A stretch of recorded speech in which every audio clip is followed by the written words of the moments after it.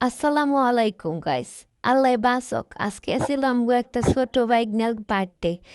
এই বার্থডে উপলক্ষে দাওয়াত দেওয়া মানুষের দেখেন পুরা ঘরের অবস্থাটা কি করছে ওরা।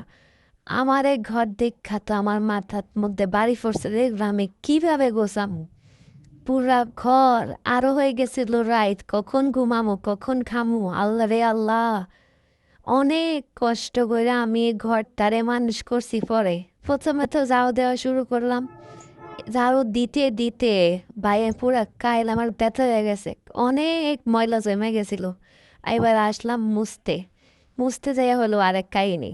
আমার ঘর তো মুছা হয় না, এত দাগ ছিল ঘরের মধ্যে।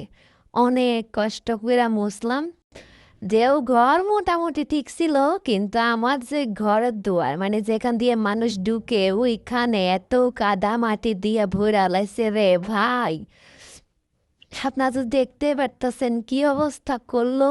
এই ঘরটা গোছাইতে আমার নিম্নে আধা ঘন্টা না, 2.5 ঘন্টা থেকে 3 ঘন্টার মতন সময় লাগছে এই ঘরটা গোছাইতে।